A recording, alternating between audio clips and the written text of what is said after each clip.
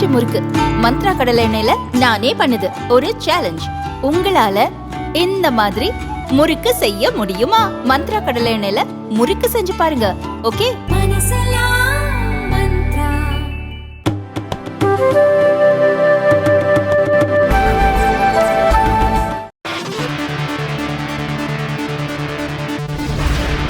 சத்தீஸ்கரில் பாதுகாப்பு படையினருடன் நடந்த என்கவுண்டரில் 9 நக்சலைட்டுகள் சுட்டுக் கொல்லப்பட்ட சம்பவம் அங்கு பரபரப்பை ஏற்படுத்தியுள்ளது.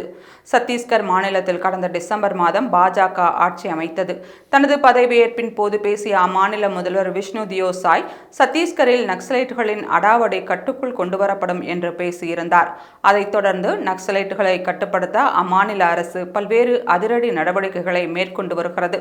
இந்த சூழலில் சத்தீஸ்கர் மாநிலம் தண்டோவாடா மற்றும் பிஜப்பூர் மாவட்ட எல்லையில் நக்சலைட்டுகள் நடமாட்டம் இருப்பதாக பாதுகாப்பு படையினருக்கு ரகசிய தகவல் கிடைத்துள்ளது. அதைத் தொடர்ந்து அப்பகுதியில் பாதுகாப்பு படையினர் தீவிர தேடுதல் வேட்டையில் ஈடுபட்டனர். அப்போது அங்கு பதுங்கியிருந்த நக்சலைட்டுகள் பாதுகாப்பு படையினர் மீது துப்பாக்கிச் சூடு நடத்தினர். அதற்கு பாதுகாப்பு படையினர் நடத்திய பதில் தாக்குதலில் 9 நக்சலைட்டுகள் சுட்டுக் கொல்லப்பட்டனர். சில நக்சல்கள் தப்பி ஓடியதாக கூறப்படுகிறது. அவர்களை தேடும் பணி தீவிரப்படுத்தப்பட்டுள்ளது. இந்த அதிரடி சம்பவத்தை தொடர்ந்து அப்பகுதியில் பாதுகாப்பு படையினர் குவிக்கப்பட்டுள்ளனர். இந்த தாக்குதலில் பாதுகாப்பு படை வீரர்களுக்கு எந்த காயமும் ஏற்படவில்லை. விருதுநகர் மாவட்டம் அருப்புக்கோட்டையில் பெண் டிஎஸ்பி தாக்கப்பட்டதைத் தொடர்ந்து அங்கு விருதுநகர் மாவட்ட காவல் கண்காணிப்பாளர் நேரில் ஆய்வு செய்தார். ராமநாதபுரம் மாவட்டம் கமுதி அருகே பெருமாள் தேவன்பட்டியைச் சேர்ந்த மினி லாரி ஓட்டுநர் காளிக்குமார். இவர் நேற்று தனது மினி லாரியில் தாமிரபரணி கூட்டு குடிநீர் குழாய் பதிப்பதற்கான உதிரி பாகங்களை ஏற்றிக்கொண்டு திருச்சுழி நோக்கி வந்து கொண்டிருந்தார். திருச்சுழி ராமேஸ்வரம் சாலையில் கேத்தநாயக்கம்பட்டி அருகே வந்தபோது 2 பைக்குகளில் வந்த மர்ம நபர்கள் 5 பேர் மினி லாரியை நிறுத்தி காளிக்குமாரை அரிவாளால் வெட்டி கொலை செய்தனர். இதையடுத்து காளிக்குமாரின் உடல் பிரேத பரிசோதனைக்காக அருப்புக்கோட்டை அரசு மருத்துவமனைக்கு கொண்டு செல்லப்பட்டது. அங்கு அவரின் உடல் பிரேத பரிசோதனை செய்யப்படவிருந்த நிலையில் அவரது உறவினர்கள் ஏராளமானோர் அருப்புக்கோட்டை அரசு மருத்துவமனையில் இன்று காலை குவிந்தனர். கொலையாளிகளை உடனே கைது செய்ய கோரி அவர்கள் அரசு மருத்துவமனை முன்பு சாலை மறியலில் ஈடுபட முயன்றனர். அப்போது அவர்களை அருப்புக்கோட்டை டிஎஸ்பி காயத்ரி தலைமையிலான போலீசார் தடுத்து நிறுத்தினர். இதனால் ஆத்திரமடைந்த சிலர் டிஎஸ்பி காயத்ரியை தள்ளிவிட்டு அவரது தலைமுடியை பிடித்து இழுத்து தாக்கினர். இதனால் போலீசாரும் மறியலில் ஈடுபட முயன்றவர்களும் ஒருவரை ஒருவர் தாக்கிக் கொண்டனர். இந்த சம்பவம் அப்பகுதியில் பெரும் பரபரப்பை ஏற்படுத்தியது. பெண் டிஎஸ்பி தாக்கப்பட்டதை தொடர்ந்து அங்கு விருதுநகர் மாவட்ட காவல் கண்காணிப்பாளர் கண்ணன் நேரில் ஆய்வு செய்தார். இந்த விவகாரம் தொடர்பாக 7 பேர் கைது செய்யப்பட்டுள்ளனர். பெண் டிஎஸ்பி தாக்கப்பட்டதற்கு எதிர்க்கட்சித் தலைவர் எடப்பாடி பழனிசாமி உள்ளிட்டோர் கண்டனம் தெரிவித்துள்ளனர்.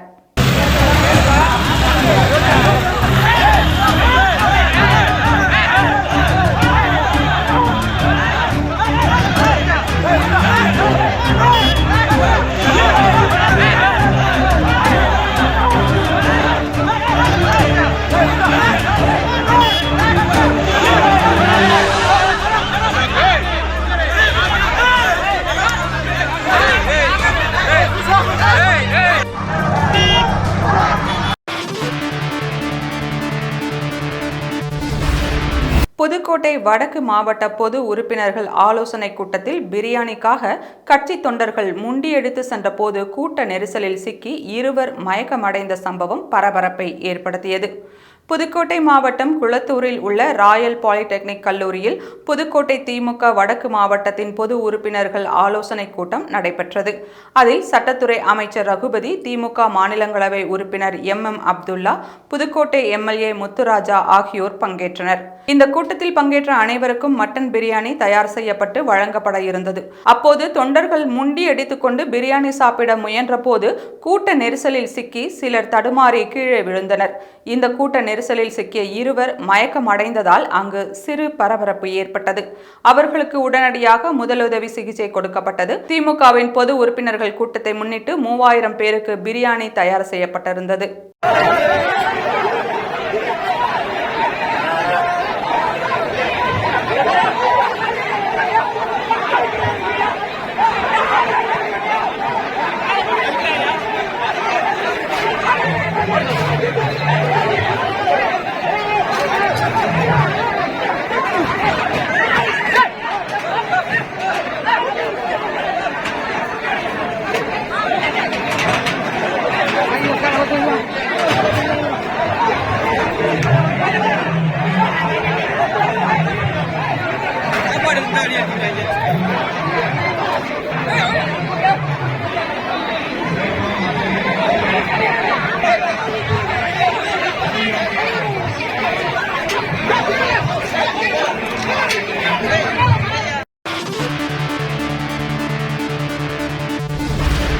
கொல்கத்தா ஆர்ஜிகர் மருத்துவக் கல்லூரியில் பணிபுரிந்த ஜூனியர் மருத்துவர் பாலியல் பலாத்காரம் செய்து கொல்லப்பட்டார்.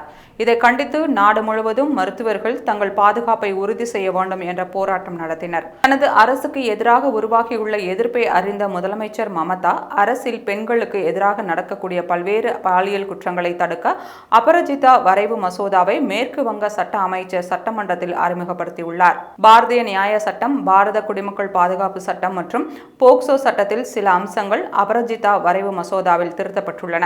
அபராஜிதா பெண்கள் குழந்தைகள் மசோதா 2024 பல்வேறு பாலியல் தாக்குதல்களுக்கு மரண தண்டனையை முன்மொழிகிறது.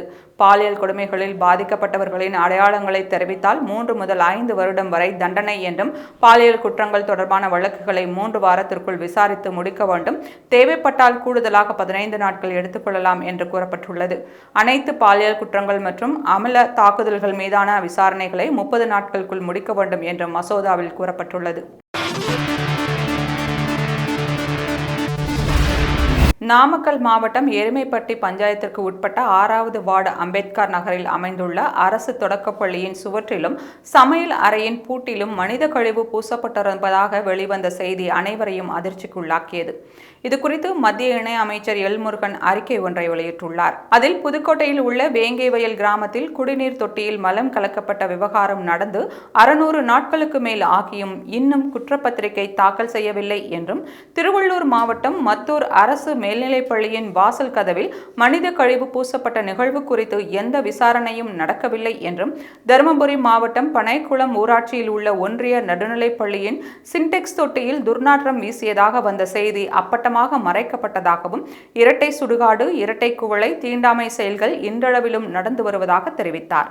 மேலும் தமிழகத்தின் 445 கிராமங்களில் தீண்டாமை கொடுமைகள் நடப்பதாக தகவல் அறியும் உரிமை சட்டத்தின்படி தகவல் பெற்றுள்ளதாக தெரிவித்தார். தமிழகத்தில் குடிநீர் தொட்டிகளில் மலம், மாட்டு சாணம் மற்றும் கழிவுகளை கலக்கும் நிகழ்வுகளை அதிகரித்துள்ளதாகவும், இத்தகைய குற்றங்கள் மன்னிக்க முடியாதவை என்றும், இத்தகைய சம்பவங்களுக்கு முதலமைச்சர் என்ன பதில் சொல்லப் போகிறார் என்றும் மத்திய இணையமைச்சர் எல் முருகன் கேள்வி எழுப்பியுள்ளார்.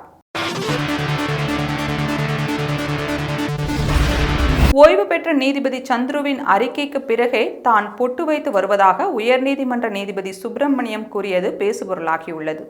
அரசு மருத்துவக் கல்லூரிகளுக்கு நிரந்தர டீன்களை நியமிக்க கோரி மதுரையைச் சேர்ந்த வெரோனிகா மேரி என்பவர் உயர்நீதிமன்ற மதுரை கிளையில் மனு தாக்கல் செய்தார். இந்த வழக்கை மதுரை கிளை விசாரித்து வருகிறது. இன்று தமிழக அரசு சார்பில் இந்த வழக்கில் ஆஜரான வழக்கறிஞர், அரசு மருத்துவக் கல்லூரிகளுக்கு நிரந்தர டீன்களை நியமிக்கும் பணிகள் நடைபெற்று வருகிறது, விரைவில் டீன்கள் நியமிக்கப்படுவார்கள் என்று தெரிவித்தார். அதற்கு பதிலளித்த நீதிபதி சுப்பிரமணியன், அரசு மருத்துவக் கல்லூரிகளுக்கு பல மாதங்களாக டீன்களை நியமிக்கவில்லை. ஆனால் ஆன்லைன் ரம்மியை தடை செய்ய பள்ளி, கல்லூரிகளில் ஜாதிய மோதல்களை தடுக்க ஓய்வு பெற்ற நீதிபதி தலைமையில் அரசு குழு அமைக்கிறது, அவர்களின் பரிந்துரைகளை உடனடியாக ஏற்கிறது என்று விமர்சித்துள்ளார். மேலும் பள்ளிகளில் ஜாதிய மோதல்களை ஒடுக்க ஓய்வு பெற்ற நீதிபதி சந்துரு கொடுத்த அறிக்கை ஏற்புடையது இல்லை என்று கூறிய நீதிபதி சுப்பிரமணியன், ஜாதிய பாகுபாடுகளை ஒழிக்க வேண்டும் என்றால் மக்களிடையே சகிப்புத்தன்மை அதிகரிக்க வேண்டும் எனவும், முன்னாள் நீதிபதியின் அந்த அறிக்கைக்கு பிறகே தான் பொட்டு வைத்து வருவதாகவும் தெரிவித்துள்ளார். தொடர்ந்து தென் மாவட்டங்களில் இருக்கும் அரசு மருத்துவமனைகளில் காலியாக உள்ள டீன் பணியிடங்களை விரைவாக நிரப்ப வேண்டும் என்றும் தமிழக அரசுக்கு உத்தரவிட்டுள்ளார். தமிழகத்தில் அனைத்து இடங்களிலும் போதைப் பொருட்கள் தாராளமாக கிடைப்பது காவல்துறைக்கு தெரியுமா தெரியாதா என்று சென்னை உயர்நீதிமன்றம் கேள்வி எழுப்பியுள்ளது. சென்னை பெரும்பாக்கம், துரைப்பாக்கம் குடிசை மாற்று வாரிய கட்டட பகுதிகளில் அடிப்படை வசதிகள் செய்து கொடுக்க கோரி சென்னை உயர்நீதிமன்றத்தில் வழக்கு தொடரப்பட்டது. இந்த வழக்கை 2018ஆம் ஆண்டு விசாரித்த உயர்நீதிமன்றம், பெரும்பாக்கம், துரைப்பாக்கம் உட்பட 4 இடங்களில் உள்ள அடிப்படை வசதிகள் குறித்து ஆய்வு செய்து அறிக்கை சமர்ப்பிக்க வழக்கறிஞர் ஆணையரை நியமித்து உத்தரவு பிறப்பித்திருந்தது. அதன்படி இப்பகுதிகளை ஆய்வு செய்த வழக்கறிஞர் ஆணையர் கொடுத்த அறிக்கையில், இந்த பகுதிகளில் கஞ்சா உள்ளிட்ட போதைப் பொருட்கள் நடமாட்டம் தாராளமாக இருப்பதாக குறிப்பிட்டிருந்தார். இந்த வழக்கை இன்று மீண்டும் விசாரித்த உயர்நீதிமன்றம், தமிழகத்தில் அனைத்து இடங்களிலும் போதைப் பொருட்கள் தாராளமாக கிடைப்பது காவல்துறைக்கு தெரியுமா தெரியாதா, போதைப் பொருள் வழக்குகளை விசாரிக்க ஏதேனும் தனி அமைப்பு உள்ளதா, இல்லை என்றால் இது தொடர்பான வழக்குகளை சுதந்திரமான ஒரு அமைப்பின் வசம் ஒப்படைக்கலாமா என அடுக்கடுக்கான கேள்விகளை முன்வைத்தனர். அதற்கு பெரும்பாக்கம் உள்ளிட்ட பகுதிகளில் போதைப் பொருள் கடத்தல் கட்டுப்படுத்தப்பட்டுள்ளது என காவல்துறை தரப்பில் கூறப்பட்டது. அதைத் தொடர்ந்து இந்த பகுதியில் அடிப்படை வசதிகளை ஏற்படுத்தி கொடுப்பது தொடர்பாக தொடர்பாக மாவட்ட சட்டப்பணிகள் ஆணைக்குழுவும் தாலுகா சட்டப்பணிகள் ஆணைக்குழுவும் நேரில் ஆய்வு செய்ய உத்தரவிட்ட நீதிபதிகள் வழக்கை வரும் 9ஆம் தேதிக்கு ஒத்திவைத்தனர். அரசு பேருந்தில் பயணிகள் உட்காரும் இடத்தில் இருந்த பலகையில் விரிசல் ஏற்பட்டிருந்தது தொடர்பாக பயணிக்கும் நடத்துனருக்கும் இடையே வாக்குவாதம் நடந்த வீடியோ வெளியாகியுள்ளது. கோவை சிங்காநல்லூர் முதல் குறும்பாளையம் வரையிலான வழித்தடத்தில் 110 என்ற எண் கொண்ட அரசு பேருந்து இயக்கப்பட்டு வருகிறது. அதில் 2 நாட்களுக்கு முன் குறும்பாபாளையம் பகுதியைச் சேர்ந்த விஷ்ணு என்பவர் பயணித்துள்ளார்.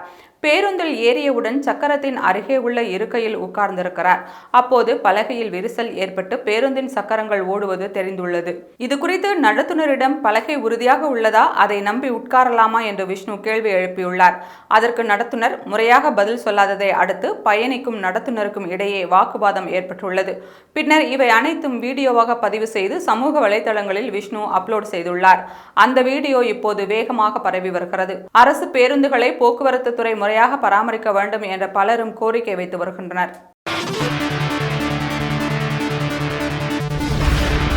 பெண் ஒருவர் கொடுத்த புகாரின் அடிப்படையில் மலையாள நடிகர் நிவின் பாலி மீது எர்ணாகுளம் போலீசார் வழக்கு பதிவு செய்துள்ள சம்பவம் கேரள சினிமாவில் பரபரப்பை ஏற்படுத்தியுள்ளது. மலையாள திரையுலகில் நடக்கும் பாலியல் துன்புறுத்தல்கள் குறித்து முன்னாள் நீதிபதி ஹேமா கமிட்டி அறிக்கை தாக்கல் செய்த பின் தங்களுக்கு நடந்த கொடுமைகள் பற்றி பல பெண்கள் பேச தொடங்கியுள்ளனர்.